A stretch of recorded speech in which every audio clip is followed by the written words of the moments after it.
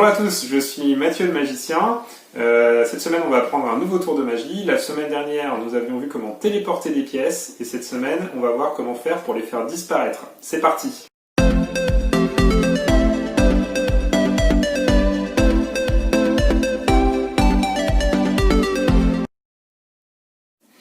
Alors, pour faire ce tour de disparition de pièces, bien sûr, on a besoin d'une pièce, on a besoin d'un verre, et on a besoin d'une feuille de sopalin, comme ceci.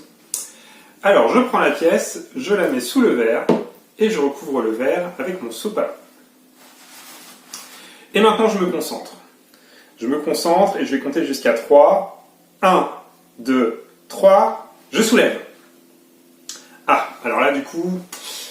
je me suis trompé, mais je crois savoir pourquoi. C'est parce que quand vous faites ce tour, j'ai oublié de vous préciser qu'il faut que la pièce soit du bon côté.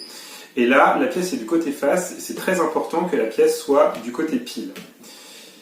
On va refaire donc le tour, la pièce est du bon côté, je remets mon verre par-dessus, et je me concentre à nouveau. Je me concentre, je compte jusqu'à 3. 1, 2, 3... Alors vous remarquerez que la pièce n'est toujours pas disparue, mais par contre j'ai fait disparaître le verre, et ça c'est quand même beaucoup plus classe.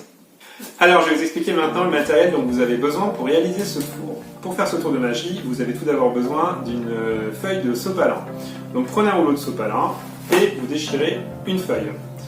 Ensuite vous avez besoin d'une pièce de monnaie. Alors moi j'ai pris une pièce de 50 centimes et vous pouvez prendre la valeur de la pièce que vous voulez. Et enfin vous avez besoin d'un verre. Un verre qui soit transparent. Deux choses à noter au niveau du verre, c'est qu'il ne faut pas qu'il soit trop fragile. Je vous expliquerai après pourquoi, mais en tout cas prenez ça en compte. Et il faut également que le verre ne soit pas trop gros, c'est-à-dire qu'il faut qu'il puisse être recouvert de la feuille de sopalin. Donc, quand je mets la feuille de sopalin par-dessus, il ne faut pas qu'on puisse voir le verre en dessous. Donc là, vous remarquez qu'au niveau du matériel, le matériel est tout à fait normal, donc ce n'est pas au niveau du matériel que se situe le trucage. Le trucage, je vais vous l'expliquer maintenant. Alors, quel est le trucage au niveau de ce tour? Eh bien, le secret, c'est qu'à un moment donné, il va falloir faire tomber le verre sur vos genoux. Donc c'est pour ça que je vous disais de prendre un verre auquel vous ne tenez pas trop, puisque les premières fois que vous allez vous entraîner, peut-être que le verre risque de tomber par terre et de se casser. Voilà, donc il va falloir faire tomber le verre sur vos genoux et à un moment propice, c'est-à-dire un moment où le spectateur ne s'en rend pas compte et à un moment où il aura son attention détournée. Donc je vais vous expliquer tout à l'heure exactement à quel moment le faire. Ça c'est la première chose à savoir. Et le deuxième trucage, eh bien vous allez vous en rendre compte lorsque, avec votre sopalin, vous allez épouser la forme du verre. Si vous marquez bien en fait la forme du verre, eh bien, si on enlève le verre, si vous faites tomber le verre sur vos genoux, vous allez vous rendre compte que le sopalin garde en mémoire la forme du verre, comme ceci. C'est d'ailleurs aussi le cas si vous lâchez le sopalin, on a toujours l'impression qu'il y a un verre en dessous. Or, bien sûr, le verre n'y est pas puisqu'il est tombé sur vos genoux. Et là, effectivement, vous pouvez aplatir le sopalin et il n'y a rien du tout en dessous. Donc, on va revoir en détail comment réaliser ce tour de magie. Vous avez vu qu'il y a deux phases dans ce tour de magie. Une première partie où vous allez prétendre que vous allez faire disparaître la pièce. Et là, vous allez rater votre tour de magie. En tout cas, vous allez prétendre qu'il est raté. Vous avez bien compris que le magicien en fait exprès de rater son tour. Et c'est d'ailleurs à ce moment-là que le verre va tomber sur vos genoux. Ensuite, dans une deuxième partie, vous allez renouveler l'opération. Et cette fois-ci, eh bien, à défaut de faire disparaître la pièce, vous allez faire disparaître le verre. Alors voyons ça en détail. Tout d'abord, quand vous commencez le tour, commencez par présenter le matériel. Pour se faire ce tour, vous avez besoin d'une pièce, vous avez besoin d'un verre et vous avez besoin d'une feuille de sopalin. Profitez du fait que le matériel est tout à fait normal pour le montrer assez librement. Première partie, vous allez prendre la pièce de monnaie et vous allez la mettre sous le verre. Ensuite, avec votre sopalin, vous recouvrez le verre. Alors marquez bien la forme du verre comme ceci, pour que le sopalin puisse bien garder la forme du verre.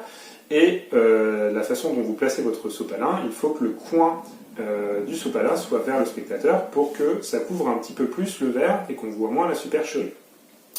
Voilà, et là vous allez vous concentrer pour faire disparaître la pièce. Expliquez que vous vous concentrez, vous allez compter jusqu'à 3 et à 3 vous allez soulever.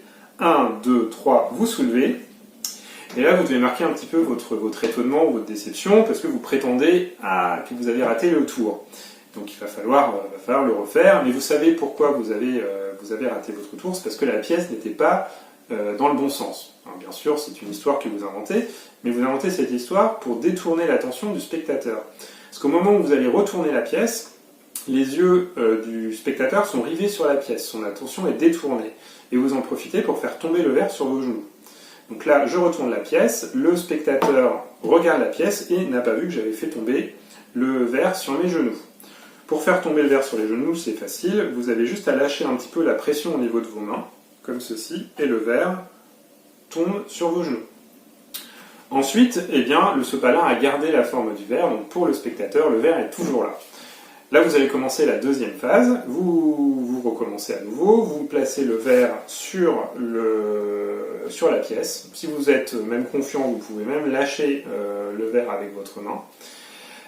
Et là, vous vous concentrez à nouveau. Alors surtout, ne dites pas à ce stade que vous allez faire disparaître le verre, gardez bien votre temps d'avance et gardez l'effet de surprise pour le spectateur. Pour le spectateur, le tour consiste à faire disparaître la pièce et pas le verre. Donc là, vous vous concentrez à nouveau. Vous allez à nouveau compter jusqu'à 3, et à 3, cette fois-ci, vous allez taper par-dessus le verre.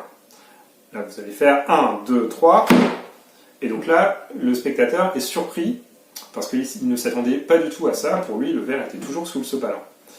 Et donc là, vous allez soulever le sopalin, et vous allez dévoiler ce qui est en dessous, et vous lui faites constater que, effectivement, la pièce est toujours là, mais que si la pièce est toujours là, vous avez réussi à faire disparaître le verre, et ça c'est quand même bien plus classe. Voilà pour ce tour de magie, j'espère qu'il vous a plu. C'était ma 4e vidéo de magie. Les 3 premières étaient le tour des 4 sucres, le tour de la machine à faire des nœuds et celui de la téléportation de pièces. Si vous ne les avez pas vus, retournez jeter un petit coup d'œil à ces vidéos. Avant de faire un tour de magie, n'oubliez pas de bien vous entraîner. Moi je vous conseille de vous entraîner au minimum 10-15 fois avant de pouvoir le faire à votre public. Deuxième règle, il faut faire le tour de magie qu'une seule fois. Et la troisième, bien sûr, c'est qu'il ne faut pas révéler votre secret. Quant à moi, eh bien, je vous dis à bientôt et à une prochaine vidéo.